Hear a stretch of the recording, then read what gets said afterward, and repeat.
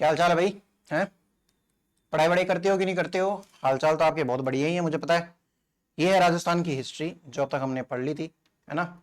ये क्या आ गया? अच्छा, रील वाली चीज आ गई है यहाँ पे। मिटा देते हैं भाई, हो गया काम इसका। शॉर्ट्स देखा करो भाई, उसमें भी काफी इंफॉर्मेशन रहती है। और उसके ऊपर है ना, ये सफेदी कहाँ से आ गई? एक सेकंड बना। हाँ तो भाई, हम क्या देख रहे थे? जठ गयो जग जीतियो, है ना? खटके बिन रण खेत, तगड़ो लड़ियो तांतियो, हिंदुस्तान रहे हेत, है ना? हिंदुस्तान के लिए बहुत खतरनाक लड़ा तांतिया, अपने को पता ही है कितना खतरनाक लड़ा तांतिया। तो वो सारी की सारी बातें हमने कर ली थी भाई। मतलब यानी कि हमने अमरचंद भाटिया देखा था, तांतिया टोपे देखा था, और इसके अलावा जयपुर थोड़े बहुत देखिए, रियासतें। अच्छा, ये हमने सितारे जमीन पर उनसे इंस्पायर होके द लिंचपिन एकेडमी का ये बनाया था। कोई नहीं, छोड़ो भाई, आपके एग्जाम में नहीं आएगा ये। क्या बात कर रहे थे अपन? करें क्या बात? दो चार एक पढ़ाई की बात है। राजस्थान हिस्ट्री कितना अच्छा डरावना लग रहा है क्या आपको? खूनम खून। मैंने सोचा था इसको थोड़ा रेड तो करे ताकि पता तो चले कि राजस्थान की धरती ने क्या पिया है। लोई पिया, लोई। राजस्थान की धरती ने वो पिया है, क्या बोलते हैं उसको? खून पिया है भाई। 400 समथिंग सालों तक हमने क्या किया है? डिफेंड किया है हिंदुस्तान के अंदर। क्या अंग्रेज नहीं, वो तुर्क वगैरह ना आ जाए, ये सब सारे अटैक्स रोके। काफी सारी लड़ाइयां अंदर आने के बाद हुई है। सब राजस्थान राजपूतों, अगर राजपूताना रियल में राजपूताना बनता ना, जो central and western Rajput state of Rajasthan, Rajputana या राजस्थान जो भी है, अगर वो रियल में बनता ना, तो आज राजस्थान के अंदर बहुत कुछ आता। एमपी आता उसके अंदर, है ना? पंजाब का कुछ हिस्सा आता, हरियाणा का भी। जो जो राजस्थान के टच कर रहे हैं ना, उनके लगभग आधे से ज्यादा जाते, मुझे इतना पता है। और गुजरात तो लगभग पूरा ही जाता, महाराष्ट्र भी टच करता। तो खैर, ये वाली बात नहीं है कि हम किसी और से जैसे कही करते हैं ना, महाराष्ट्र में आए तो मराठी बोलो, राजस्थान में आए तो मारवाड़ी बोलो, वो वाली बात नहीं है भाई। देखो, जो अगर किसी एरिया के अंदर अगर डोमिनेंट लोग हैं, मतलब बलशाली लोग हैं, अगर वो मतलब अंग्रेज नहीं आते तो वो और ज्यादा लंबे फैलते भाई। इतनी सी बात कर रहा हूं मैं ना। अपने कोई वो नहीं है कि भाई राजस्थानी आए तो राजस्थानी ही बोले। यहाँ पे राजस्थान के अंदर कोई आया है तो उसको राजस्थानी बोलनी पड़ेगी, ऐसी कोई बात नहीं है भाई। मैंने एक क्लास के अंदर बोला था ना कि इंसान का, हर एक इंसान का अपना अपना अधिकार है खुद के जीवन पे। वो कुछ इसको कैसे व्यतीत करना चाहता है, भले वो धूल खाए, भले वो कुछ भला काम करे, लेकिन हाँ, उसके किसी भी कृत्य से, उसके किसी भी कार्य से आपको, मेरे को, या किसी भी समाज के तबके को, या किसी भी जीव जंतु को, या प्रकृति को नुकसान नहीं होना चाहिए भाई। मैं तो कहता हूँ ये सिगरेट पीने वालों को बैन लगाना चाहिए। क्यों लगाना चाहिए? क्योंकि ये पीते हैं, भले ही अपने प्राइवेट एरिया के अंदर ही पीते होंगे, लेकिन ये धुआं तो फैलाते हैं। नहीं फैलाने देना चाहिए क्या फिर इनको? पियो भाई, लेकिन पब्लिक एरिया के अंदर बिल्कुल नहीं पीने देना चाहिए। या फिर इनसे सिगरेट के पैसे 10 की जगह, जैसे मान लो 10 की आती है, अब आप सोचोगे मेरे को कैसे पता, तो 10 की आती है अगर सिगरेट, तो उसको कर दिया जाए 50 रुपए की, कि अगर आपको पब्लिक प्लेस में पीनी है तो 50 रुपए देने पड़ेंगे। अदरवाइज आप जहां पे भी ले जाके पीते हो, अपने खोपचे में जाके पियो। कम से कम जो प्रकृति तो खैर अपने आप एडजस्ट कर ही लेगी। अपने एक दिन नंबर बढ़ेंगे भयंकर बुरी तरीके से, तो एक दिन तूफान आएगा, बाढ़ आएगी, ये सब जो भी ग्लेशियर पिघलने हैं, प्रकृति हमेशा जिंदा रहेगी भाई। लेकिन अपने नहीं रहे इसकी कोई, अपने रहे नहीं इसकी कोई गारंटी नहीं है, और इसका कोई ठेका भी नहीं। देखो भाई, प्रकृति का, है ना? तो दूसरे की तकलीफ ना हो और कैसे भी अपना जीवन जिए, जी लो भाई। मैं ज्ञान क्यों देना शुरू कर दिया था? वो राजस्थान वाली, राजपुताने वाली बात चल रही थी, है ना? तो राजस्थान का लोगों से बात स्टार्ट हुई थी। तो खैर, धौलपुर की बात कर लेते अपन, ना? देवा गुज्जर ने स्टार्ट किया था। इंदौर और ग्वालियर के राव रामचंद्र और हीरालाल वगैरह ये थे। भगवंत सिंह भी बेचारा दुखी हो गया था। यहाँ का राजा भाई, धौलपुर का राजा पूछा जा सकता है आपसे। पटियाला, इसकी कोई लिमिट नहीं है। 1857 की क्रांति में से क्या क्वेश्चन पूछेंगे, कोई लिमिट नहीं है। ज्यादातर तो उनके पास घिसे पिटे क्वेश्चन रहते हैं। निम्न में से कौन सी छावनी नहीं थी, है ना? या निम्न में से किस छावनी में विद्रोह नहीं हुआ था? कौन सी छावनी सबसे तगड़ी थी? नसीराबाद वाली। मैं लिखवा भी दूंगा, वैसे शायद लिखवाया था कि नहीं लिखवाया था, मुझे याद नहीं आ रहा। खैर छोड़ो। धौलपुर के अंदर क्या हुआ था? वो भगवंत सिंह जो है राजा, उसने पटियाला से क्या बुलाई थी? फिर रिबेल्स और सप्रेसर दोनों के दोनों धौलपुर के बाहर के थे। लेना एक न देना दो। मैंने आपको बताया था कि आपके घर में आपके पड़ोसी दोनों आके लड़ने लग जाए और आपके पापा भी किसी तीसरे को बुलाए, तब जाके वो लड़ाई सलटे, ऐसे करके। फिर हमने देखा था कि भरतपुर के अंदर गुर्जर और मेव वगैरह है, और इन्होंने स्टार्ट किया था। जसवंत सिंह ने क्या बोला था मॉरिसन को? देख मॉरिसन, इस मोरी से निकल जा, खिड़की से भाग जा यहाँ से, तेरी इज्जत प्यारी है तो जिंदगी प्यारी है तो, वरना पूछ लेना ऊपर जाके किसको, बर्टन और मैकमैसन को। अलवर के बन्ने सिंह ने क्या किया था भाई? अच्छा नेरा के अंदर उसके साथ अच्छा नहीं हुआ, उसकी सेना के साथ में। ये वाली बात हमने देखी थी, है ना? जयपुर के महाराजा, क्या नाम है इसका, महाराजा राम सिंह, वही वाला राम सिंह जो कोटा के अंदर भी था, लेकिन कोटा वाला कौन सा था, महारावल राम सिंह, है ना। और ये वाला कौन सा है, महाराजा। तो महाराव राम सिंह और महाराजा राम सिंह दोनों अलग अलग आदमी है भाई। जयपुर वाला है कहना मान लेता है अपने पॉलिटिकल एजेंट का, ईडन का, वो बर्टन का कहना मानता नहीं है, तो लेने के देने पड़ जाते हैं भाई। बर्टन तो सल्ट लेता है, और राम सिंह की भी तोपों की सलामी कम हो जाती है ना, इज्जत कम हो जाती है, भाई की इज्जत डाउन हो गई। SUV लिया है ना, अपने याद करने की ट्राई कर दी, सादुल्ला खां, उस्मा खां, विलायत खान एंड लियाकत खान। ऐसी रियासत थी जिसके अंदर किसने किसने, प्रजा ने और राजा ने, सबने किसका साथ दिया था, अंग्रेजों का साथ दिया था कि भाई माने सीखनी है अंग्रेजी, हमें कोई मतलब नहीं है आपके राजपाट से। सितार हिंद कोटपुतली का परगना मिला था, और ऐसी ऐसी बातें हुई थी। मंत्री शिव सिंह ने कहा था यार बहादुर शाह जफर से बात करके देख ले, राम सिंह ने बोला चुप।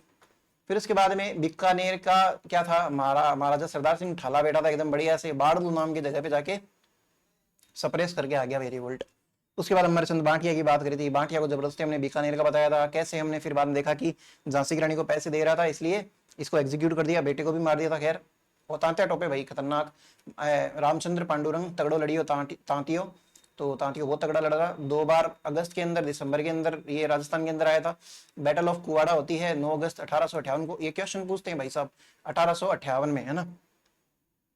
रॉबर्ट्स नाम के आदमी ने इसको हरा दिया था। बैटल ऑफ रकमगढ़ 4 दिन के अंदर, फिर से वो वही वाली बात, भागते को मारना, है ना, वैसी वाली चीज है। तो जोत सिंह जो है कोठारिया का, उसने भी हेल्प करी थी इसके अंदर तांते टोपे की, लेकिन फिर भी वो हार गए भाई। ब्रिटिशर्स के पास में सेना ज्यादा है, वो मेन फोर्स वगैरह सब ज्यादा ही है, तो इसलिए जीतना पॉसिबल नहीं है, सीधी सी बात है। फिर वो गोपाल प्लाटून ने उसको साथ नहीं दिया था, ऐसी सी बातें हमने करी थी, कोई ज्यादा स्पेशल बातें हैं नहीं। क्वेश्चन पूछे जा सकते हैं। सीकर के अंदर अंततः 1857 की क्रांति का अंत माना जाता है, और जीरा और बेसन वो सारी बातें भी हमने करी थी। अब आपके रह गया क्या भाई, नरवर के जंगल में पकड़ा दिया गया था, बाद में इसको सल्टाया गया, ये सारी सारी बातें हमने करी थी। शंकरदान समोर का एक और बार पढ़ेंगे क्या, या नहीं पढ़े, रहने देते हैं ना। ये सारी की सारी चीजें हैं जो 1857 की क्रांति में, 1857 की क्रांति लगभग लगभग समाप्त हो चुकी है। अब कुछ एक इंपॉर्टेंट चीजें हैं जो हमें पढ़नी पड़ेगी, हम उनसे बच नहीं सकते हैं, तो आप हेडिंग लगाना, other important people and, other important people and अन्य मुख्य व्यक्ति तथा क्रांतिकारी तथा 1857 के क्रांतिकारी एंड revolutionaries of 1857, ऐसी सी बातें हम करेंगे अब थोड़ी सी। तो आप सब लोगों के नाम लगाना, नाथूराम खड़गावत का नाम लिखो भाई सबसे पहले, तो आगे और आएगा फिर से, पहले एक बार यहां तो देख लो। नाथू सबसे पहला आदमी का नाम लगाना, 1 नंबर लिखिए नाथूराम खड़गावत। ये नाथूराम खड़गावत क्या है, हिस्टोरियन है भाई। हिस्टोरियन मतलब इतिहासकार। इतिहासकार ने क्या किया, इसने एक बुक लिखी थी, उस बुक का नाम लिखना इंपॉर्टेंट है। बुक क्या है भाई, इसकी बुक, बुक का नाम क्या है, एक सेकंड रुकना भाई।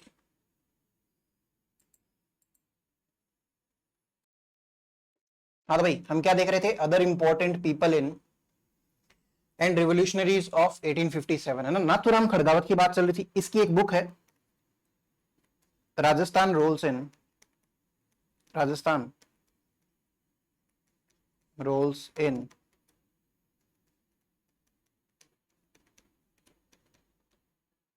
रिवोल्ट ऑफ 1857, राजस्थान का 1857 की क्रांति में भाग या फिर भागीदारी, है ना।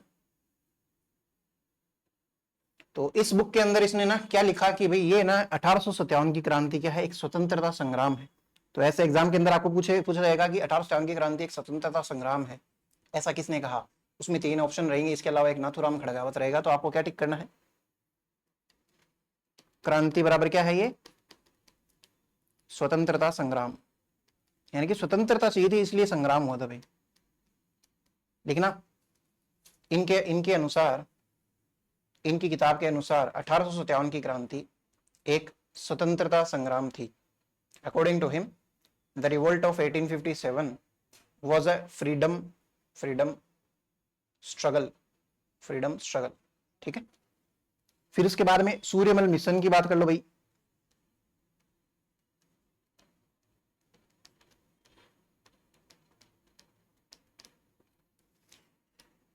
इसकी बुक का नाम क्या है? वीर सत, सही है ना?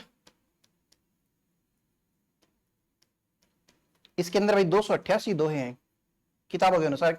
क्या पता आपको एग्जाम के अंदर पूछ लिया जाए, तो आप लिख लेना भाई ये चीज, 288 दोहे हैं इस किताब। इनके अनुसार भी यह क्रांति स्वतंत्रता संग्राम थी। According to him also it was a freedom struggle. Freedom struggle. अच्छा, एक चीज और जरूर ध्यान में रखना, ये किताब जो है ना, ये डिंगल भाषा के अंदर है। जब हम इतिहास साहित्य पढ़ेंगे ना राजस्थान का, सॉरी इतिहास नहीं साहित्य, तो साहित्य के अंदर हम बात करेंगे किस चीज की, कि ना किताबें कौन सी है, फलानी ढीकनी, और कौन सी भाषा है, ये सारी चीजें देखेंगे। तो लिखना ये वीर सतसई कौन सी भाषा में है? डिंगल भाषा के अंदर, ये जरूर लिख लेना भाई। फिर उसके बाद में एक अंग्रेजी ऑफिसर है प्रिचार्ड, इसका नाम भी आगे फिर से आएगा, कोई बड़ी बात नहीं है, लेकिन यहाँ पे भी लिख रहे हैं। जब सारे पीपल का लिख रहे हैं इंपॉर्टेंट पीपल, तो प्रिचार्ड का नाम कैसे छोड़ दें? प्रिचार्ड या फिर पिचार्ड भी कहीं लिखा रहता है, प्रिचार्ड के बारे में लिखा भाई। इसकी भी एक किताब है, इसकी किताब का क्या नाम है? बुक द म्यूटिनी इन राजस्थान।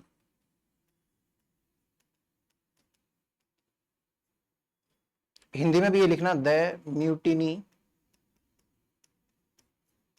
इन, इनको कैसे लिखेंगे हिंदी में?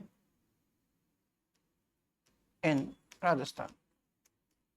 इस किताब ने, इसके अंदर क्या कहा गया था पता है क्या? कि भाई हमने 1857 की क्रांति देखी, कहीं भी ये देखा गया कि विद्रोही जो अजमेर पे कब्जा कर लेते हैं ना? कहीं नहीं देखा। तो ये बोलता है प्रिचार्ड की ये तो बढ़िया रहा कि विद्रोहियों ने, किसी ने भी अजमेर कैप्चर करने की ट्राई नहीं की। ये राजस्थान की क्रांति की बात कर रहा है 1857 में। तो इसने बोला कि ये किसी भी विद्रोहियों ने अच्छा किया कि ट्राई नहीं किया कि वो अजमेर को पकड़ा। अगर अजमेर को पकड़ लेते या अजमेर को कैप्चर कर लेते, तो राजस्थान के जितने भी राजा महाराजा हैं वो विवश हो जाते किस चीज के लिए, कि वो हेल्प करे किसकी? रिबेल्स की हेल्प करे। क्योंकि हमने देखा ना, जैसे राम सिंह सेकंड है जयपुर वाला, वो भी उसके साथ में रहता है अंग्रेजों के। सरदार सिंह जो है बीकानेर का, वो भी अंग्रेजों का साथ देता है। जयपुर का जैसलमेर का राजा है, वो भी अंग्रेजों के साथ है। महाराणा स्वरूप सिंह है, वो भी अंग्रेजों के साथ में, सारे के सारे अंग्रेजों के साथ में है। अगर अजमेर पकड़ लेते तो क्या हो जाता कि शासकों को किसका साथ देना पड़ता? रिवोल्यूशनरीज का साथ देना पड़ता, रिबेल्स का साथ देना पड़ता, विद्रोहियों का साथ देना पड़ता, या स्वतंत्रता सेनानियों का साथ देना पड़ता। क्यों देना पड़ता? क्योंकि अजमेर है, हम देखेंगे इतिहास के अंदर जब आएगा। वैसे तो मैं बता दूं, क्या सस्पेंस रखना है, आपको पता भी है कि अजमेर क्या है? पॉलिटिकल एजेंट का, सॉरी वो एजीजी जो है अपने राजस्थान का, उसका क्या है? Main centre. तो वहां का जो दुर्ग है, उसी के अंदर अंग्रेज अपनी मेन चीजें रखते थे, कंट्रोल रखते थे। साथ साथ में गोला बारूद इतनी ज्यादा मात्रा में था कि पूरा राजस्थान कंट्रोल किया जा सकता है। इसलिए साथ देना पड़ता भाई फिर जाते का। लेकिन वो क्यों नहीं कैप्चर कर पाए, वो हम नेक्स्ट क्लास के अंदर देखेंगे। अजमेर इतनी आसानी से हाथ आने वाली चीज नहीं थी भाई, रिवोल्यूशनरीज के हाथ आ जाए, वो देख लेंगे हम उसके कारण। उसके बाद में आप लिखना, इसके अंदर लिखना, according to his book if rebels had HAD है ना, if rebels had captured Ajmer, if rebels had captured Ajmer, then the rulers of Rajasthan had to fight in the side of the rebels, है ना? हिंदी में लिखना, अगर अजमेर पर, इनकी किताब के अनुसार, इसकी किताब के अनुसार, अगर अजमेर पर क्रांतिकारियों का अधिकार हो जाता, तो राजस्थान के शासकों को उनका सहयोगी बनना पड़ता। ठीक है, आपसे कोई नहीं पूछेगा ऐसी बात है, लेकिन ये स्टेटमेंट दे दिया और पूछ लेंगे कि ये स्टेटमेंट किसका है। या फिर प्रिचार्ड की किताब का नाम क्या है? द म्यूटिनी इन राजस्थान, राजस्थान से रिलेटेड है इसलिए देख रहे हैं। फिर उसके बाद में एक आदमी का नाम लिखना, जॉन लॉरेंस। नेक्स्ट आदमी है भैया जॉन लॉरेंस।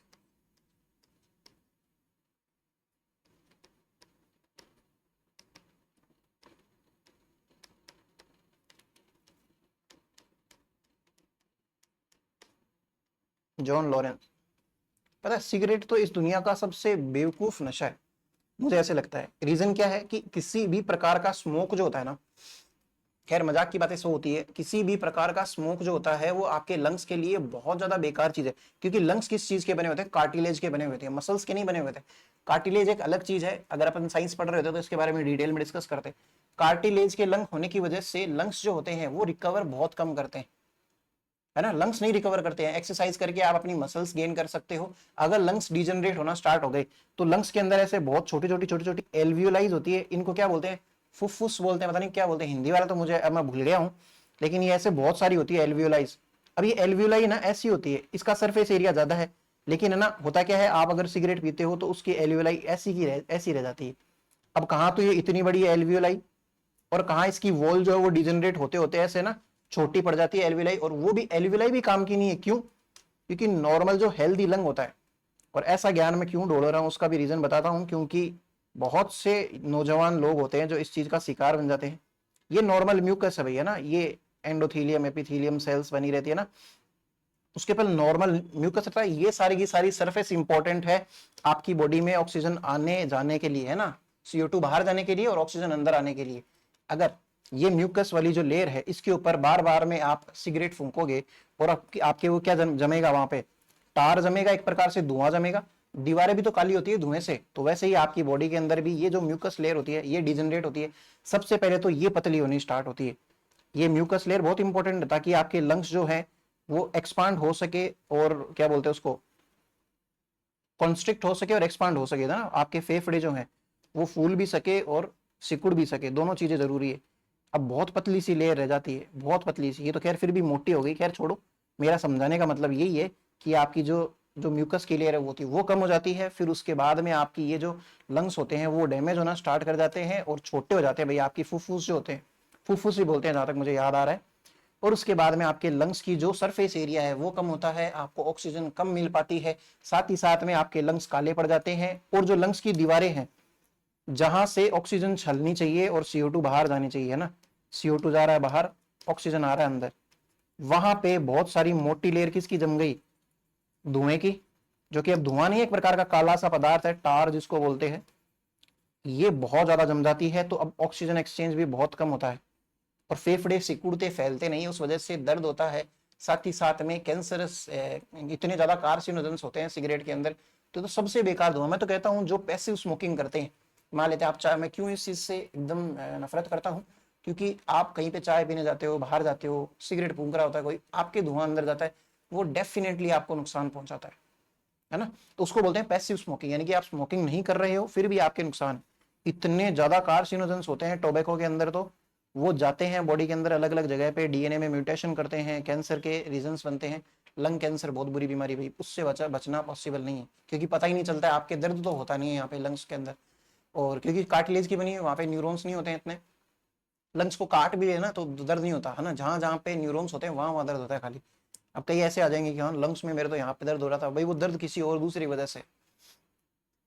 खैर, तो इसलिए नहीं पीना चाहिए भाई, ये चीज से तो सबसे ज्यादा दूर रहना चाहिए, जो पीते हैं उनके लिए। मुझे तो बहुत अजीब सा लगता है कि ये रिवर्सिबल भी नहीं है, कई लोग दारू पीते हैं, एक सही समय पे अगर आके वो छोड़ दें तो लीवर जो होता है वो रीजनरेशन की कैपेसिटी रखता है, वो क्या बोलते हैं उसका, मतलब रीजनरेशन समझ रहे हैं ना, वो वापस जनरेट हो सकता है वो आराम से, 2/3 भी डैमेज हो जाए तो भी हो सकता है, लेकिन एक समय पे आके रुक जाना चाहिए। किडनी जो होती है वो भी मतलब एक लिमिटेड, अगर कोई ड्रिंकिंग करता है तो उसकी किडनी पे भी बहुत ज़्यादा असर नहीं पड़ता है, बहुत धीरे धीरे एडिक्ट हो जाता है, उसके बाद में उसकी दशा हो जाती है। कैंसर तो खैर उससे भी होता है। खैर, तो सबसे बुरा तो यही वाला है भाई, जिसमें लगता है एकदम कूल है स्टार्ट करने वालों को कि ओहो पता नहीं मैं हमने क्या ही स्टार्ट कर दिया, और जब दशा बनती है तब तो भाई बिना किसी के पेमेंट करे, बिना हमने सरकार का काम आसान कर दिया। और सरकार भी मतलब ये जो सिगरेट बेचने वाले होते हैं ये भी खतरनाक लोग होते हैं, उनके ऐसे लग रहा है शायद 70 to 80% जो होता है, आपको तंबाकू क्यों नहीं खाना चाहिए उसका एक बैनर सा लगा रहता है, और ऐसे अजीब सी गंदी सी फोटो बनी रहती है जिसको आप देख भी नहीं सकते भैया ना, इस टाइप की हालत हो जाती है। फिर भी जो सिगरेट फूंकने वाले लोग हैं उसको खरीदते हैं बेदर्दे, इग्नोर करते हैं, इसको कहते हैं इग्नोरेंस। जैसे मैं आपको एक चीज बोलूं, अब ज्ञान ढूंढ ही रहे हैं तो 1 मिनट और ढूंढ लेते हैं ना। ये एक बहुत बड़ी फ्रेम है ना टीवी की, एकदम व्हाइट कलर की फ्रेम है, इसमें व्हाइट कलर का दिख रहा है। अब क्या हुआ, आपका टीवी खराब हो गया और आपके पिक्सल एक डेड हो गई यहाँ पे। अब मैं अगर आपसे पूछूं तो आपको इस पे क्या दिख रहा है, आप कहोगे मानसिकता यही होती कि हमें एक काला डॉट दिख रहा है, हमें 99.99% जो सफेद स्क्रीन है उसको हम इग्नोर करना स्टार्ट कर देते हैं फिर, है ना। तो वो चीज होती है ऐसे सिगरेट के पैकेट्स के ऊपर जो इनको कंज्यूम करते हैं, वो ऐसी चीजें देखते ही नहीं है।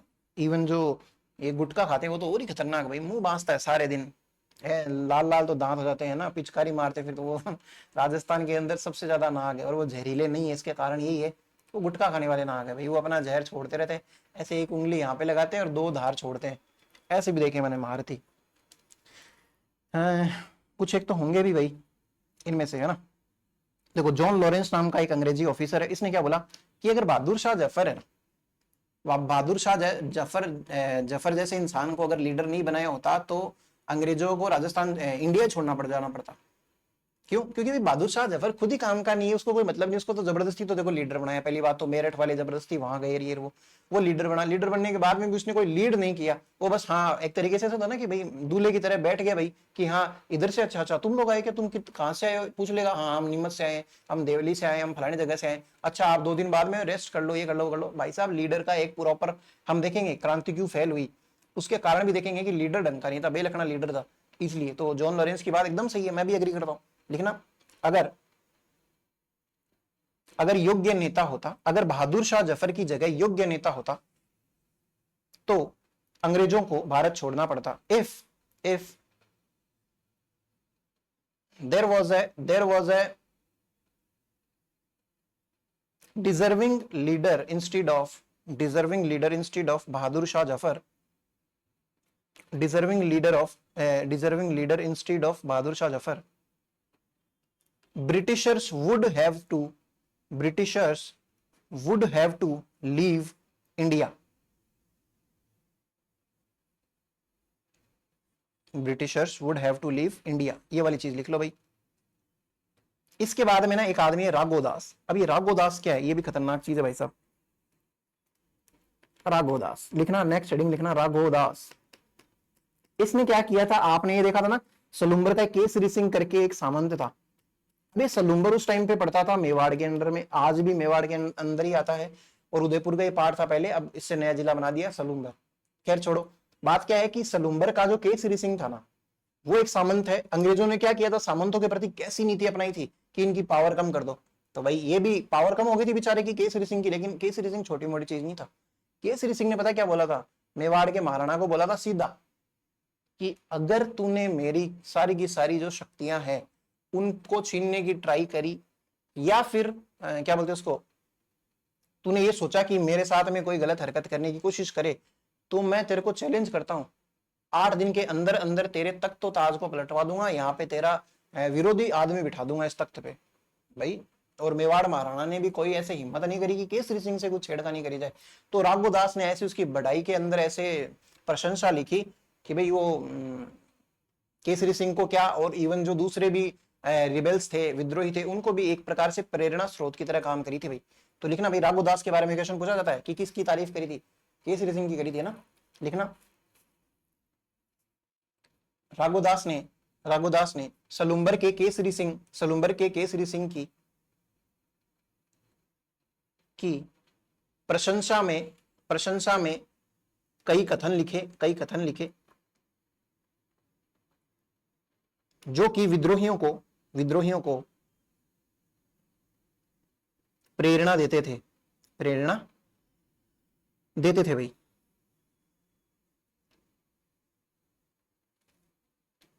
केसरी राघोदास रोट है ना, WROTE, wrote many writings on Salumber's Kesari Singh which inspired the rebels लिख लिया। इसके अलावा एक जेम्स आउटरम नाम का आदमी है, जेम्स आउटरम, अंग्रेज है भाई।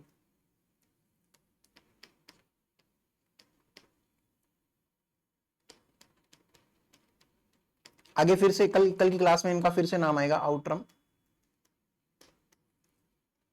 है ना। इसने क्या बोला था कि ना ये कोई रिवोल्ट कुछ नहीं था, ये हिंदू और मुसलमानों की ना हमारे अगेंस्ट कॉन्स्पायरेसी थी भाई। ऐसा ये कहता कि भाई षड्यंत्र था हमारे सामने, क्योंकि हम क्रिश्चियन हैं, उनको बचे नहीं हम, तो उन्होंने हमारे साथ क्या कॉन्स्पायरेसी कर दी। तो लिखना, according to him it was according to him the revolt was a Hindu Muslim, Hindu के डैश लगा के मुस्लिम लिखना, हिंदू माइनस मुस्लिम ऐसे लिख लो, it was a Hindu Muslim conspiracy against the Britishers.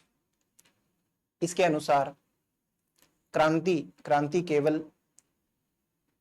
केवल अंग्रेजों के खिलाफ हिंदू मुसलमानों का एक षड्यंत्र मात्र थी, है ना। होम्स ने क्या कहा भाई, होम्स है ना अंग्रेजी ऑफिसर होम्स, उसने बोला कि यह बर्बरता और सभ्यता के मध्य एक संघर्ष है भाई, बर्बरता व सभ्यता के मध्य संघर्ष। देखो कितना अच्छा आदमी है ना, संघर्ष, कितना अच्छा आदमी ये कह रहा है कि भाई हम तो कितने बर्बर लोग थे और आप कितने सभ्य लोग थे, मतलब अपने को राजस्थानियों को या हिंदुस्तान वालों को, उन दोनों के बीच में संघर्ष हो रहा था, आपको तो खुश होना चाहिए इससे। लेकिन कितना बेलखना आदमी है, ये क्या बोलता है कि हम तो थे इतने सभ्य लोग, हम इज्जत से रहते हैं ना, सूट बूट पहन के रहते हैं, हमारा कल्चर देखो, हमारे मैनर्स देखो, और तुम लोग इतने सूगले से तो रहते हो, तुम्हें कुछ लेना देना है नहीं, जवार नहीं गंवार जाहिलों की तरह तुम्हारा जीवन है एकदम, और एकदम जानवरों की तरह तुम लड़ते हो, एक दूसरे की मार काट करते हो, बर्बर आदमी हो तुम एक प्रकार की। तो तुम जैसे लोगों के साथ हमारा संघर्ष हो गया जबरदस्ती। तो होम्स की बात कितनी शानदार है ना, लिखना हिंदी वाले तो लिख लो, यह क्रांति बर्बरता व सभ्यता के मध्य एक संघर्ष थी। क्रांति बर्बरता व सभ्यता के मध्य एक संघर्ष थी। इट वॉज ए स्ट्रगल और conflict between barbarism and civilization,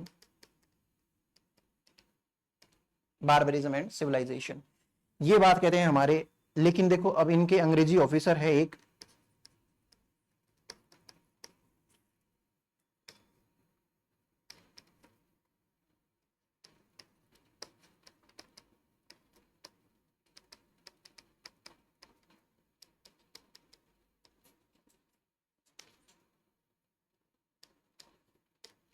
England का प्राइम मिनिस्टर है डिजराइली नाम का आदमी। क्या नाम है? डिजराइली। इजराइली के आगे डी लगा दो बस खाली, डिजराइली।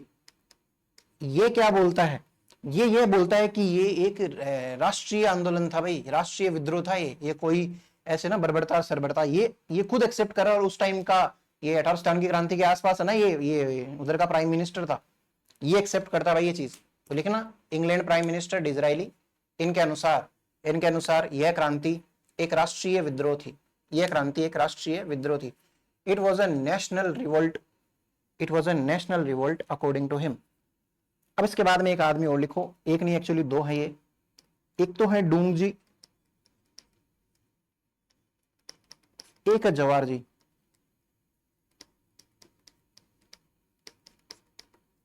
ये पहली बात तो किधर के हैं, इनके बारे में डिटेल में हम लोक देवता में पढ़ेंगे, क्योंकि ये लोक देवता है भाई हमारे लिए आज की तारीख में। बाठोदा लिख दिया मैंने।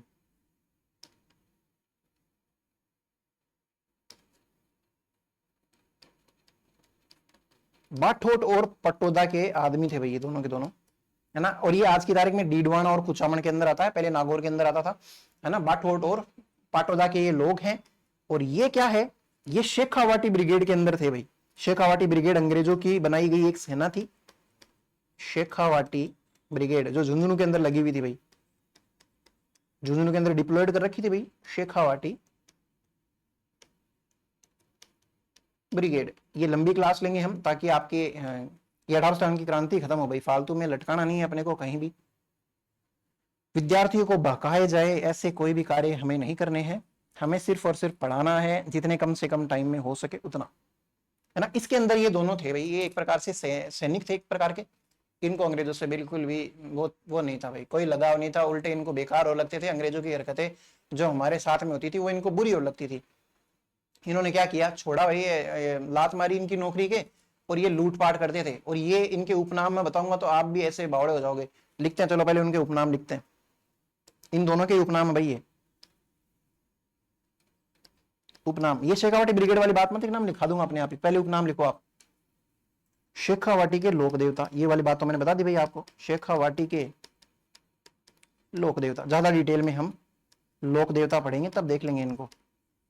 राजस्थान के इनको रॉबिन हुड कहते हैं भाई, राजस्थान के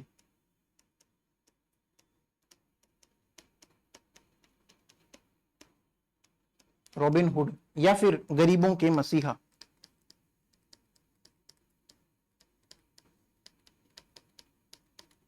फोक god of Shekhawati, Robin Hood of Rajasthan and messiah of poors. Messiah of poors है ना, गरीबों के क्या है, ये मसीहा है। मसीहा को इंग्लिश में मसाइया बोलते हैं, पता नहीं क्या मजे आते हैं उनको, मसाया। ठीक है भाई, ये क्या करते थे, अंग्रेजों से या फिर अमीर लोग थे उनसे तो पैसे लूटते थे और मजे नहीं करते थे भाई, गरीबों के अंदर बांटते थे एकदम दनादन दनादन। तो ऑब्वियस सी बात, अब एक चीज मैं आपको बताता हूं, जिसके घर में खाने का दाना नहीं है, जिन्होंने अपनी छत के ऊपर छपरा नहीं बना रखा है, जिनके पास पहनने के लिए कपड़े नहीं है, जिनकी बहन बेटियों की इज्जत जो है खराब होती है, ऐसे मतलब ऐसे गलत कपड़े पहनते हैं या फिर फटे पुराने पहनते हैं, तो ऐसे इंसान को अगर आके कोई पैसे दे जाए, भले भले चोरी के पैसे दे जाए, कुछ भी करके पैसे दे जाए, उसके लिए तो वो एक भगवान स्वरूप ही है कि भाई तूने तो मेरी इज्जत ढकी है, तूने मेरा पेट भरा है, तूने मेरे सर पे छत दी है, तूने मेरे बीवी बच्चों को ढंग के कपड़े दिए, पहनने के लिए, खाने के लिए अनाज दिया है, बीमारियां हमारी दूर करी है, काफी सारी चीजें। क्या चाहिए इंसान को, ऐसा इंसान अगर मिल जाए तो उसके लिए तो भगवान ही बनेगा। तो इस प्रकार से ये काफी लोगों की ऐसी मदद करते हैं और ये भगवान मतलब अपने आप ही बनेंगे भाई, सीधी सी बात है। तो आप इनके बारे में लिखना, ये बाटोट पाटोदा वाली बात तो लिख लो। ये शेखावाटी ब्रिगेड के 2 सैनिक थे जिनके उपनाम आप लिख चुके होंगे ना, शेखावाटी के लोक देवता, राजस्थान के रॉबिन हुड, गरीबों के मसीहा। अब इनके बारे में एक बात लिखना, ये अमीरों से धन लूटकर गरीबों में बांटा करते थे। इतना ही लिखेंगे इनके बारे में। एक लाइन और लिख लो, क्रांति से पहले ना इन्होंने क्या किया था, नसीराबाद जो छावनी है वहां पे भाई साहब पैसे लूट लिए थे, चीजें लूट ली थी, काफी सारी गरीबों में बांट दी। इन्होंने क्रांति से पहले नसीराबाद छावनी को लूटा था। एग्जाम के अंदर पूछा जाता है कि डूंगर जी और डूंगजी जवाहर जी ने कौन सी छावनी को लूटा था राजस्थान में, तो कौन सी को लूटा था भाई, नसीराबाद छावनी को लूटा था भाई। ये चीज और लिख लो आप, ठीक है। अब इसके बाद में ना कुछ एक नाम है, खाली नाम लिखने हैं और एग्जाम के अंदर पूछा जाता है, इसलिए लिखा रहा हूं। मेरे को एक भी चीज मजा नहीं आता बाप जी आपको फालतू के अंदर लिखाने में। आनंद सिंह, ये आदमी का नाम है भाई, आनंद सिंह। ये मंडावा का था भाई, मंडावा झुंझुनू के अंदर पड़ता है, जहां की हवेलियां बहुत ज्यादा फेमस है। इतना सा लिखना बस, खाली कुछ नहीं लिखना इसके अलावा। एक आदमी का नाम है खवास खां। खवास खां, ख से तो खरगोश, वा से वायु, सै से शंकर, सै से सड़क वाला है भाई, है ना। खवास खां, या इसी का नाम है एवाज खां, एवाज है ना खां। ये कोटा का भाई। इसने भी ना, ये ऊपर वाला तो आनंद सिंह एक ठाकुर था, उसने ना ऐसे अंग्रेजों के सामने वो किया था भाई, अपोज किया था और अंग्रेज इससे थोड़े बहुत पीछे भी हट गए थे, इसलिए इसका नाम जानते हैं। खवास का है, या इसने भी ना कोटा के राजा जो महाराव है उससे मतलब युद्ध करा था और अंग्रेजों को थोड़ा सा दबाया था भाई, पीछे खदेड़ा था, इसलिए इसको पढ़ते हैं। इसके अलावा सरदार अली लिख लो एक नाम, सरदार अली, ये भी कोटा का है। सरदार अली लिख लिया होगा। एक कामदार सिंह लिख लिया होगा, कामदार खां लिख लिया क्या होगा। ये दोनों भी कोटा के भाई, कोटा कोटा वाले लिखा देता हूं पहले आपको। अब इसके बाद में एक दो नाम और लिखो। एक आदमी का नाम लिखो अभय सिंह, एक का नाम है चिमन सिंह। देखो अगर आपके पास में चिमनी रहेगी तो आपको अंधेरे के अंदर आप अभय हो जाओगे, है ना, भय नहीं लगेगा। अगर आपके पास चिमनी होगी तो एक तरीके से आप इंक्लूड कर सकते हो दोनों नामों को एक साथ, अभय सिंह और चिमन सिंह सॉरी, है ना। ये दोनों ना कहां के थे, खोखरी करके गांव है वहां के थे, खोखरी।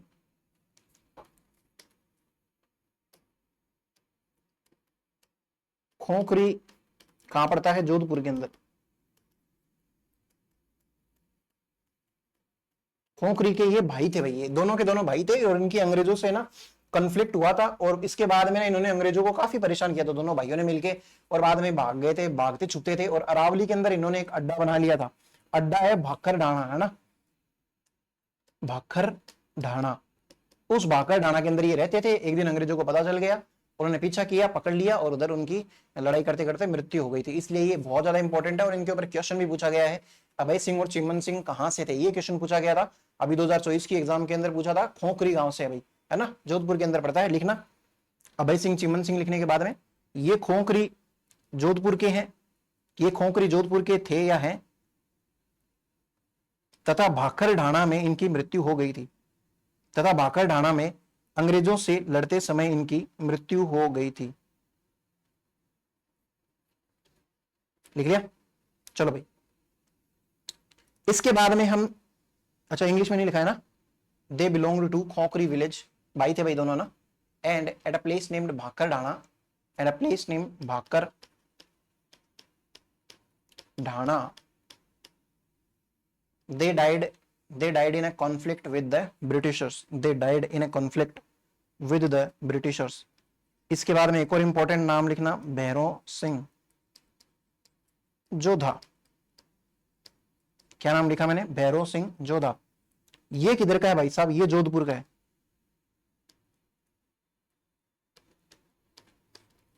और अहुआ का जो युद्ध हुआ था ना, जिसके अंदर वो कुशाल सिंह चंपावत हार गया था, उस युद्ध के अंदर है ना ये मारा गया था, अहुआ बैटल के अंदर।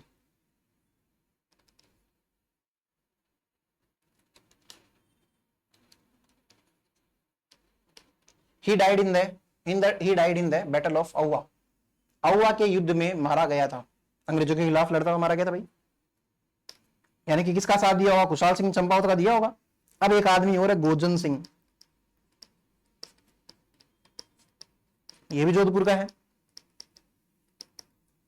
ये ना जोधपुर लीजियन करके एक आर्मी थी, जैसे शेखावाटी ब्रिगेड थी ना, वैसे ही जोधपुर लीजियन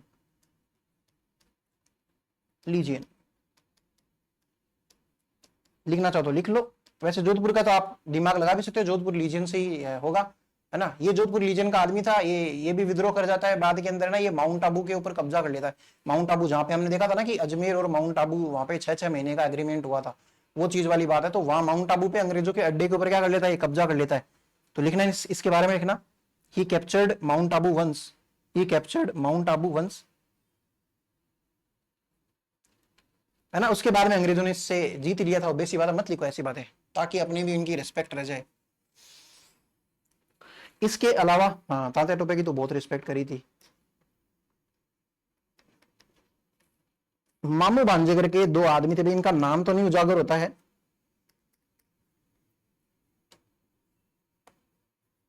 मामू भांजे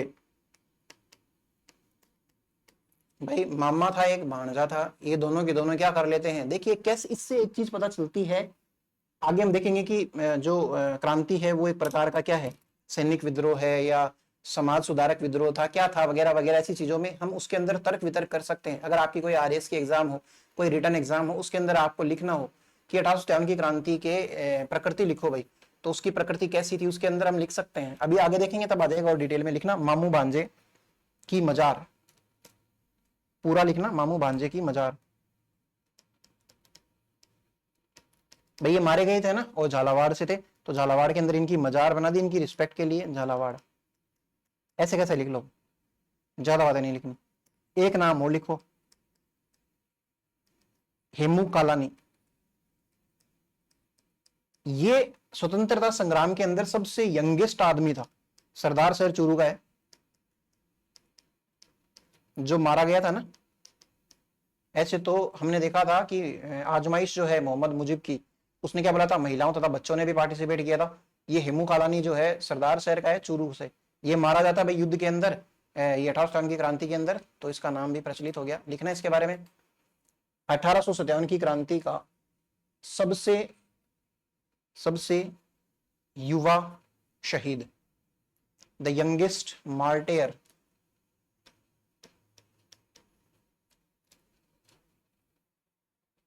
द यंगेस्ट मार्टेयर ऑफ 1857। आगे एक और नाम लिखिए इसके बाद में, सुजा कंवर राजपुरोहित। सुजा कंवर राजपुरोहित। ये भी काफी इंटरेस्टिंग है, किसी भी एग्जामिनर की आंखें कैप्चर कर सकती है ये बंदी, ये महिला जो है। ये लाडनू से भाई, लाडनू कहां पड़ता है? डीडवाना कुचामन के अंदर, पहले नागौर के अंदर पड़ता था। आपने राजस्थान ज्योग्राफी पढ़ी है मुझसे, तो आपको पता है कौन सा जिला किसकी जगह पे रिप्लेस होने वाला है, तो आपको चीजें ध्यान में रखनी है। ये क्या थी, इन्होंने क्या किया था, अपने एरिया लाडनू के अंदर अंग्रेज आ रहे थे, अंग्रेजों की सेना आ रही थी, उसका विद्रोह किया एक यूनिक स्टाइल के अंदर। कैसे? इसने क्या करे, पुरुषों के कपड़े पहन लिए भाई, पुरुषों के कपड़े पहन के ये अंग्रेजों से लड़ती है, और बाकायदा अंग्रेजों से लड़ती नहीं है, अंग्रेजों को आगे और खदेड़ती है, उस एरिया में आने नहीं देती है। तो ये काफी इंपॉर्टेंट बन जाती है, आप लिखना इसके बारे में। पुरुषों के वेश में अंग्रेजी सेना को खदेड़ा। शी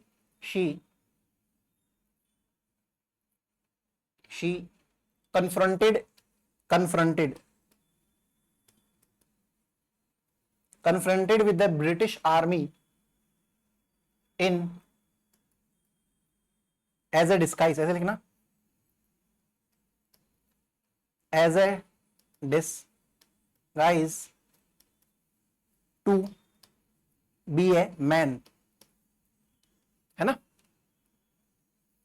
इसके अलावा एक दो बातें और लिखना भाई। सबसे शक्तिशाली जो छावनी थी ना, वो नसीराबाद वाली थी। नसीराबाद जहां पे भी मैंने आपको पढ़ाया है, वहां पे एक स्टार लगा के एक बिंदु लिख लेना।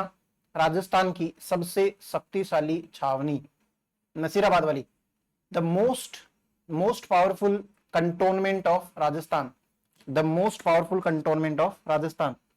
फिर एक एरिनपुरा भी पढ़ रहे थे हमने, उसके अंदर देखा था कि पूर्विया सोल्जर्स थे, है ना, होल के घर होल करके आगे थे, फिर आगे जा रहे थे, कहां पे? दिल्ली जाना था उनको, लेकिन बीच में कुशाल सिंह चंपावत है, वो उनको पकड़ लेता है, अपने साथ खाने जाता है बिठोड़ा का युद्ध करवाने। तो वो जो जब जा रहे थे ना दिल्ली, अंग्रेजी ये क्या एरिनपुरा के सोल्जर्स जो है, रिबेल्स जो है, उनका एक नारा था भाई, चलो दिल्ली और मारो फिरंगी। तो जहां पे आपको एरिनपुरा में जगह लगे वहां पे लिख लो, चलो दिल्ली मारो फिरंगी। ये आरपीएससी का घिसा पिटा क्वेश्चन है, बार बार में पूछते रहते हैं, चलो दिल्ली तथा चलो दिल्ली मारो फिरंगी, ये नारा किसका था, ये पूछ लेते हैं भाई आपसे। इसके अलावा आप क्या लिखेंगे?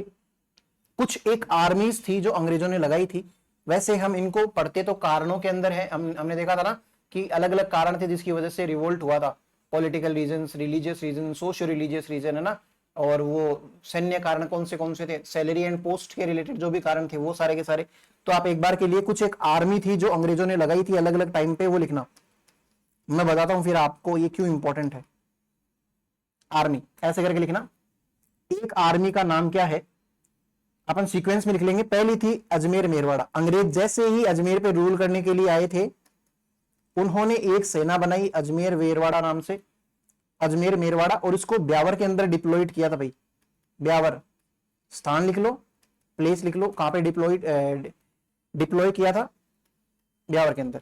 और ये बनाई कब थी? 1822 के अंदर, ठीक है, ये ध्यान रख लेंगे। इसके अलावा उन्होंने एक सेना और बनाई थी जिसका नाम है जोधपुर लीजियन।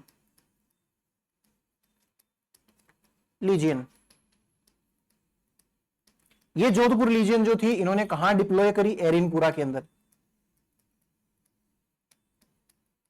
अभी गोजन सिंह जो ऊपर देखा था ना, वो जोधपुर लीजियन के अंदर एक भर्ती सैनिक था, एरिनपुरा के अंदर थी, और ये 1835 के अंदर।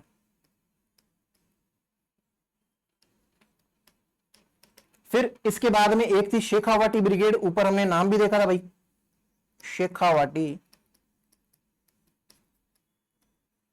ब्रिगेड। ये जो शेखावाटी ब्रिगेड है, ये झुंझुनू के अंदर लगाई थी भाई। ये कब बनती है? 1834 के अंदर। मैं बताता हूं इनके क्या रीजंस हैं। फिर एक है मेवाड़ भील कॉर्प। मेवाड़ नाम से पता चल रहा होगा, मेवाड़ वाले एरिया में लगी होगी, और भीलों की थी भाई, भील सैनिक ज्यादा थे इसके अंदर। मेवाड़ भील कॉर्प, इसको हिंदी में लिखते हैं मेवाड़ भील कोर, ठीक है।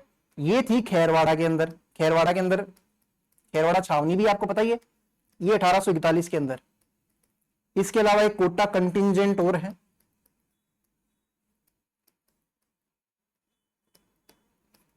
कोटा कंटिंजेंट, इसको इंग्लिश में लिखेंगे CONT कंटिंजेंट, ठीक है। कोटा की है भाई, ये कहां पे लगाई थी? देवली के अंदर लगाई थी, देवली टोंक वाला जो है ना वहां पे 1840 के अंदर बनाई थी ये सेना। अब देखो इन्होंने, अंग्रेजों ने ऐसी सेना क्यों बनाई?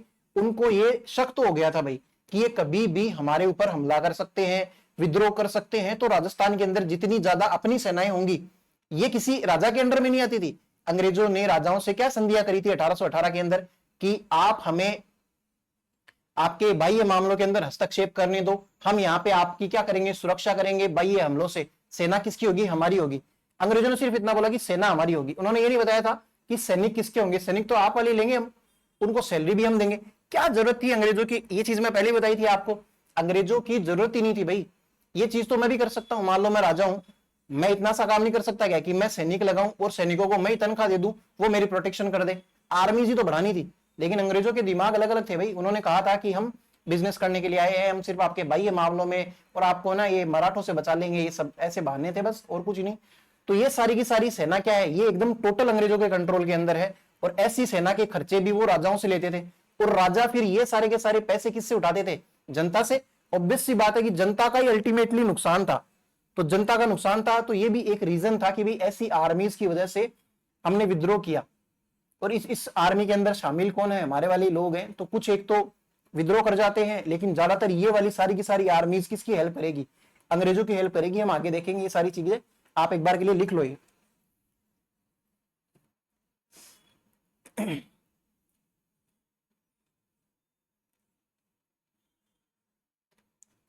अब हम आगे देख लेते हैं कि ये रिवोल्ट फेल क्यों हुआ भाई। Reasons of failure of the revolt, 1857 की क्रांति के असफल होने के कारण हम सिर्फ राजस्थान के सापेक्ष में देखेंगे। ये क्यों है? ये वैसे तो रिटर्न एग्जाम्स के अंदर तो बहुत ज्यादा इंपॉर्टेंट चीज होती है, लेकिन आजकल स्टेटमेंट बना के पूछने लगे, असर्शन ऑन रीजन, कथन और निष्कर्ष करके पूछने लगे कि कथन सही है, निष्कर्ष उसका सही वो देता है नहीं देता है, वो ऐसी चीजें के ऐसे क्वेश्चन आपने देखे होंगे, नए ट्रेंड के अंदर आ रहे हैं आजकल। तो ऐसी चीजें आएंगी आपके एग्जाम के अंदर, ये मान के चलना, इसलिए पढ़ना पड़ेगा। देखो जो जो मैं लिखता हूं वो मैं प्रूव भी करूंगा आपको। सबसे पहला कारण लिखना, किंग्स सपोर्टेड ब्रिटिशर्स।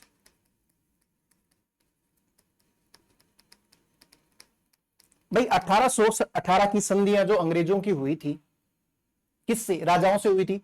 तो उसमें यही तो था कि भाई राजा किसका साथ देंगे? अंग्रेजों का साथ देंगे। और कुछ कुछ एक इक्के दुक्के राजा ऐसे थे जिन्होंने अंग्रेजों का साथ दिया नहीं था, न्यूट्रल थे भाई, है ना। जैसे कि सरदार सिंह है, वो एज सच कोई अंग्रेजों से उसको कोई मतलब नहीं था, वो तात्या टोपे की भी तो हेल्प करता है, वो सभी की हेल्प करता है। वो दिखाने को अंग्रेजों के साथ में बस लड़ाई नहीं चाहता, इसलिए अंग्रेजों के छोटे मोटे काम कर दिए। जैसे वो विद्रोह दबा के आता था, है ना, बाहर हिसार के अंदर जाके कहने पे कोई काम कर दिया, अदरवाइज उसको कोई मतलब नहीं है।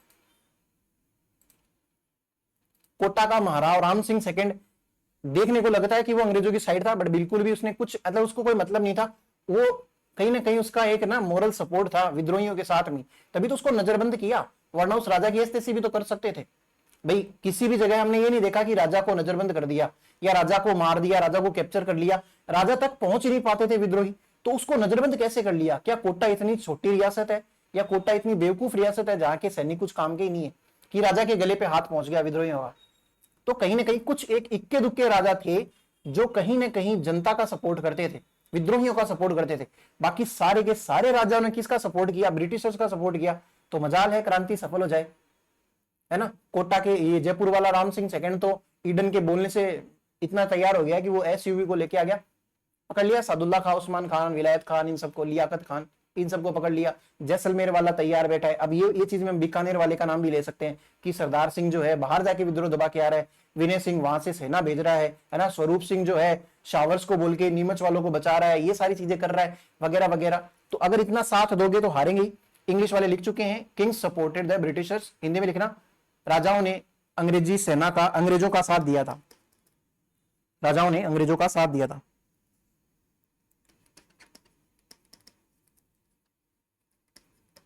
अब एक चीज और देखना, मान लेते हैं मैं एक क्रूर अंग्रेज अधिकारी हूं, मेरा एरिया है, मान लेते हैं नीमच वाला एरिया है, वहां पे किसी सामान्य जन सामान्य ने हिम्मत करी मेरी तरफ उंगली उठाने की, या फिर मेरी सेना में से किसी एक दो को मार भी दिया, चलो उसने, अब मैंने क्या किया, अगले ही दिन उसको, उसके पूरे परिवार को, उसके जितने भी दोस्त है उन सबको एक बड़ के पीपल के ऊपर टांग दिया फांसी देके।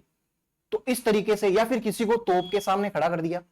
अब इतना सामान्य आदमी है जिसने कभी जिंदगी में लड़ाई नहीं करी। अब ये कौन है, ये जो लोग क्या बोलते हैं इसको, ये मामे भांजे, ये कौन है जो झालावाड़ के अंदर इनकी मजार बन जाती है?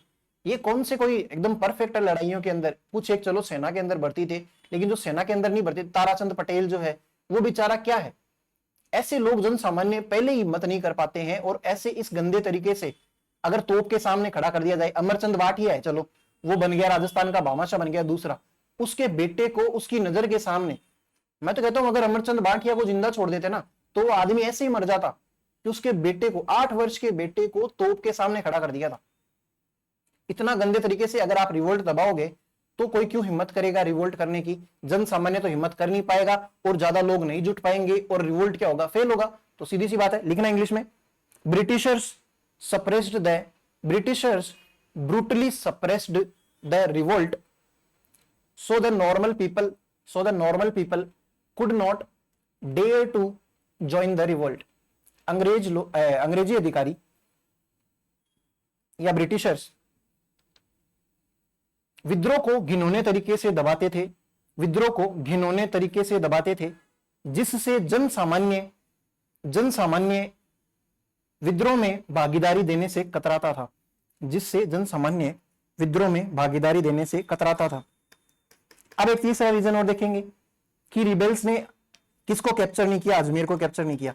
लिखना इंग्लिश में लिखना, rebels did not capture Ajmer. विद्रोहियों ने अजमेर पर कब्जा नहीं किया था। वो चीज तो प्रिचार्ड भी बोलता है ना कि अगर अजमेर को कैप्चर कर लिया होता तो शासकों को हेल्प करनी पड़ती। किसकी हेल्प करनी पड़ती? रिबेल्स की हेल्प करनी पड़ती। क्या रीजन था ये? इसीलिए फेल हो गया। चौथा रीजन लिख सकते हैं हम कि अंग्रेजों के पास में भाई ट्रेन्ड कमांडर्स थे। लिखना आप, ब्रिटिशर्स हैड ट्रेन्ड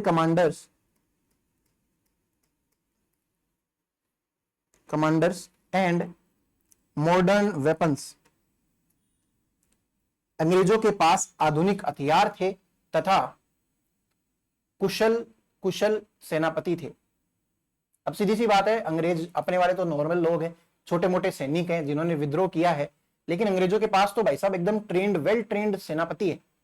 उनके पास तो इतने हैं कि जो क्या बोलते हैं उसको, उनके पास इतने भर भर के सेनापति हैं, अलग अलग जगह पे जाके कहां पे कौन विद्रोह दबा के आ रहा है, एक ही एक आदमी कहां कहां घूम के विद्रोह दबा रहा है। जैसे रॉबर्ट्स हो गया, होम्स हो गया, ये सारे के सारे लोग। और इनके पास में मॉडर्न वेपन्स भी है, तोपे हैं भाई साहब इनके पास उड़ाने के लिए। रिबेल्स के पास में है क्या? और चलो उनके पास में हथियार आए भी थे तो क्या किया?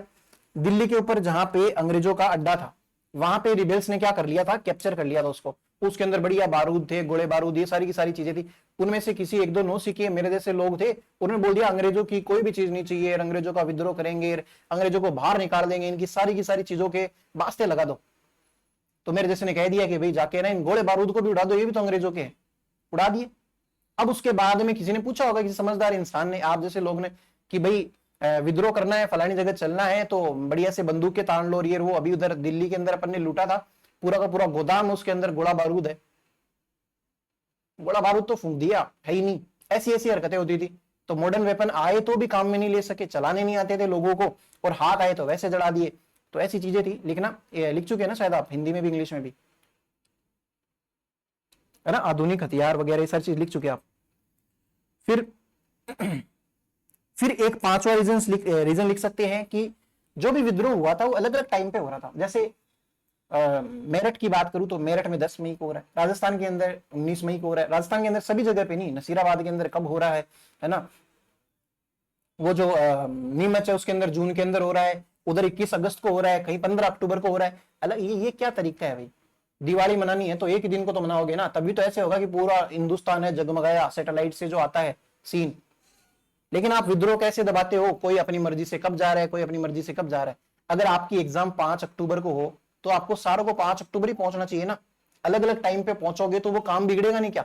ऑर्गेनाइजेशन बिगड़ेगा, काम नहीं होगा। तो ये भी रीजन था। लिखना, revolt timing was different at different places. Revolt timing was different at different places. विद्रोह के विद्रोह के समय में विभिन्न विभिन्न जगहों पर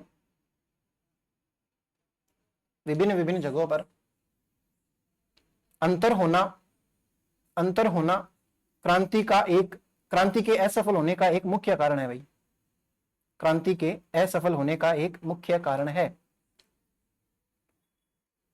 फिर तात्या टोपे था, वो राजस्थान के अंदर कब आता है? 1858, वो भी अगस्त के अंदर। जबकि क्रांति कौन सी? 1857। लिख सकते हैं भाई। The arrival of Tatya Tope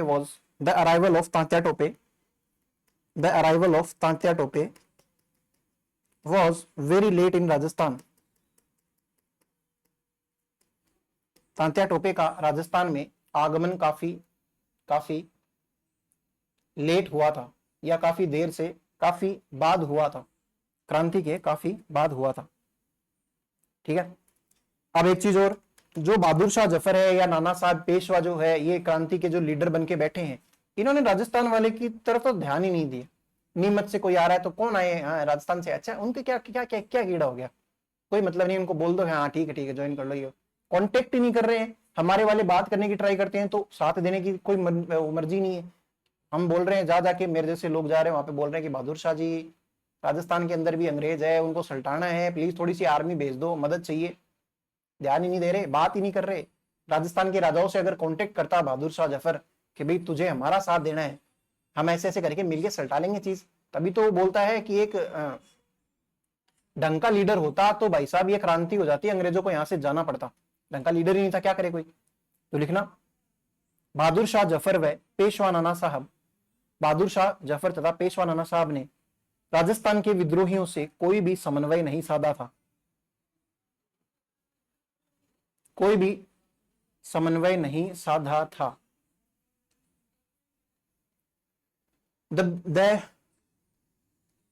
The prominent leaders like Bahadur Shah Jafar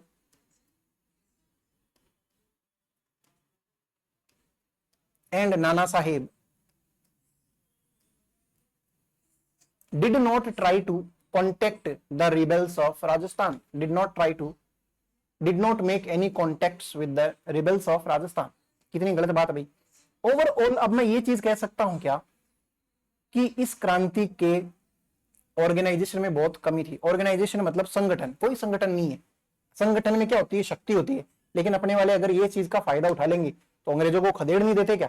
नहीं उठाया। दूसरी चीज हम कह सकते हैं कि लीडरशिप ढंग नहीं थी, बिल्कुल कह सकते हैं। स्ट्रेटेजी ढंग नहीं थी भाई। कोई भी ये स्ट्रेटेजी है क्या आपकी? कोई कब आ रहा अपनी मर्जी से? वो बेचारे एरिनपुरा से होके गुजर रहे थे, कहा खैरवा नाम की जगह पे, कुशाल सिंह चंपावत अपनी मर्जी से उनको उधर ले गया। क्या स्ट्रेटेजी है ये? और वो अग्री और कर गए किस चीज के अंदर लड़ने के लिए? बिठोड़ा का युद्ध करने के लिए तैयार हो गए। तख्त सिंह के खिलाफ लड़ रहे भाई साहब, गजब लोग हैं। फिर उसके बाद में कोई कोऑर्डिनेशन नहीं था भाई, किसी के एक दूसरे से तालमेल नहीं थी। अगर राजस्थान के अंदर 6 छावनियां हैं तो सबसे पहले तो 6 छावनियों को क्या करो? इकट्ठा करो, या फिर उनके अंदर एक समन्वय बिठाओ, कोऑर्डिनेशन बिठाओ, और मिलके अगर अपन कुछ काम करते हैं, संगठन में शक्ति वाली बात ही आ गई फिर से। तो आप लिखना, overall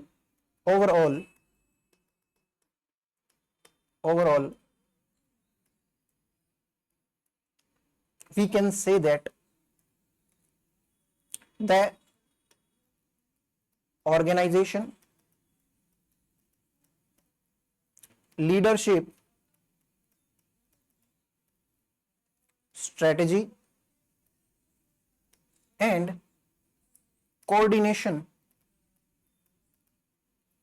were very poor in the revolt। अंततः हम यह कह सकते हैं कि क्रांति का संगठन, नेतृत्व, स्ट्रेटेजी को हिंदी में क्या कहेंगे भाई? हैं? रणनीति। भगवान की दया से याद आ गया, अल्लाह की मेहरबानी है भाई, बुद्ध की मेहरबानी है, महावीर की मेहरबानी है, मेरा कोई धर्म नहीं है। समन्वय, अच्छा, रणनीति तथा समन्वय काफी कमजोर थे, जिसकी वजह से क्रांति असफल हुई। ये सारे के सारे क्या है भाई? 1 घंटा हो गया इस क्लास के अंदर। मैं नहीं चाहता 2 घंटे लेके आपको खिंचा दूं, ये खिंचने की एकदम अपर लिमिट आने वाली है जस्ट। तो अपन नेक्स्ट क्लास के अंदर बात करेंगे कि क्रांति के क्या क्या रिजल्ट निकले, क्या क्या हो गया उसके बाद में, और उसके अलावा नेचर कैसा था क्रांति का, और एक दो बात और करेंगे कि क्रांति अजमेर के अंदर नसीराबाद से क्यों स्टार्ट हुई, अजमेर वगैरह इधर से स्टार्ट क्यों नहीं। उसके बाद में ये क्रांति खत्म हो जाएगी। एक क्लास और लगेगी थोड़ी, मतलब प्रॉपर 40-45 मिनट की।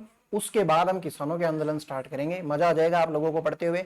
अब तक आपको कैसा लग रहा है, आपका क्या क्रांति से या फिर राजस्थान की हिस्ट्री में आपका कैसा इंटरेस्ट बना, कैसा आपको पढ़ के लगा, आप सारी की सारी चीजें मुझे बता सकते हैं। अगर आप चाहें तो आपको 15-15 रुपए दी जाए क्या फोन पे पेटीएम पे, तो आप अपने नंबर भी दे सकते हैं ताकि हम फीडबैक ले सके।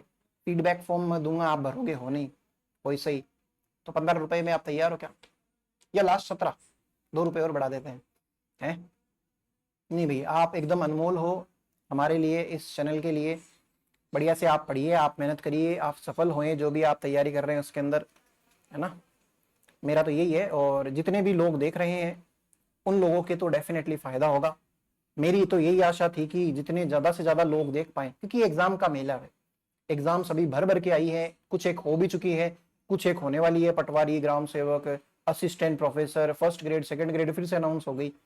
अगर आप नहीं देखोगे तो क्या मैं मेरे लिए थोड़ी बना रहा हूँ, मेरे को क्या मोटा पैसा मिल रहा है यहाँ पे है।